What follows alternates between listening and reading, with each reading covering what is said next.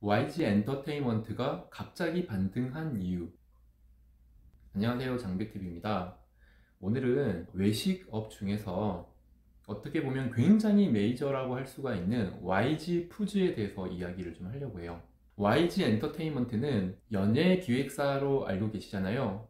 우리나라 3대 연예 기획사에 속한다고 할 수가 있습니다. 그런데 인큐베이팅 사업을 하는 제가 연예 기획사 YG 엔터테인먼트에 대해서 이야기할 이유가 사실 별로 없는데요.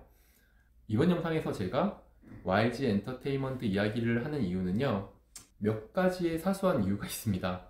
첫 번째로는 저도 YG 엔터테인먼트에 약간의 주식을 가지고 있다는 것. 근데 저는 원래 주식 전문가도 아니고 주식에 대한 기초적인 지식도 없기 때문에 주식 이야기를 하진 않을 거예요. YG 엔터테인먼트가 2013년도인가 2014년도쯤에 외식 사업을 본격적으로 한다는 이야기가 있었어요. 그래서 당시에 주식회사 놀부 부대찌개를 하는 주식회사 놀부에서 거기에 계시는 전무이사님이 저랑 굉장히 친분이 있으셔서 YG 엔터테인먼트에 갈 일이 있었습니다. 당시에 YG 엔터테인먼트와 주식회사 놀부가 약간의 의논을 하는 그런 미팅이 있었어요. 사업이 성사되지는 않았던 것 같은데 외식 사업에 대한 미팅이 있었어요. 협업이 될 수도 있었을 텐데 결과는 그렇게 좋지 않았나 보더라고요. 그래서 그 당시에 저도 YG 사옥에 방문한 적이 있는데 사옥도 되게 멋지잖아요. 그 사옥 1층에 양현석 회장님의 차가 있더라고요. 그때 그게 마이바흐였던 걸로 기억하거든요. 굉장히 큰 차가 있었는데 저는 원래 서태지와 아이들의 골수 팬이에요. 그래서 저희 집에는 아마 굉장히 소장 가치 있는 앨범들이 몇 가지가 있어요. 패키지를 뜯지도 않은 앨범들도 있어요. 그대로 패키지를 한 번도 열지 않고 소장하고 있는 앨범들도 있을 정도로 제가 서태지와 아이들의 골수 팬입니다. 그래서 저는 서태지님의 뉴스도 자주 찾아보고요. YG 엔터테인먼트의 뉴스도 자주 찾아보는 편이에요.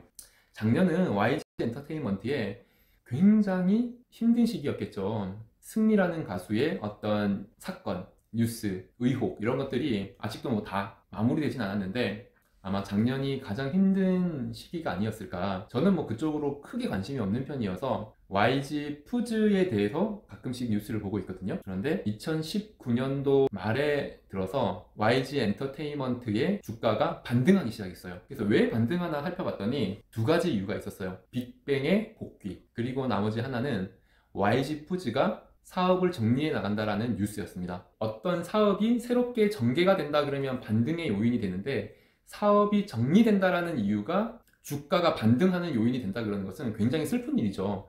그 이유는 YG 푸즈가 오랜 기간 동안 YG 엔터테인먼트의 주식을 발목을 잡고 있었다라는 이유가 되기 때문에 그래요. 사실 어느 정도는 예상을 했습니다. 외식 사업이라는 게 사실 가게 하나도 성공하기가 쉽지가 않잖아요. 큰 가게든 작은 가게든 가게 하나도 성공하기가 쉽지 않은데 전문 경영인을 두고 외식 사업을 성공해 나간다는 것은 사실은 쉽지 않은 일이다라고 생각을 했어요.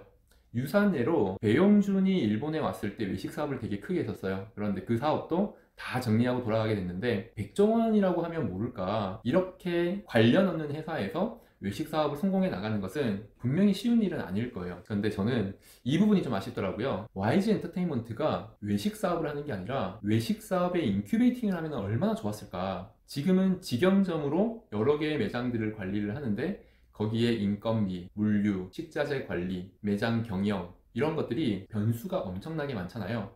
그런 것들을 다 직접 관리를 하고 있을 텐데 아무래도 연예인들과 많이 움직이는 회사다 보니까 홍보 부분에서 특장점이 있지 않을까라는 생각으로 아마 이 사업이 진행이 됐겠죠. 맞습니다. 연예인들과 같이 하는 사업들은 홍보 부분에서, 마케팅 부분에서 남들보다 굉장히 우월한 위치에서 사업을 할 수가 있어요.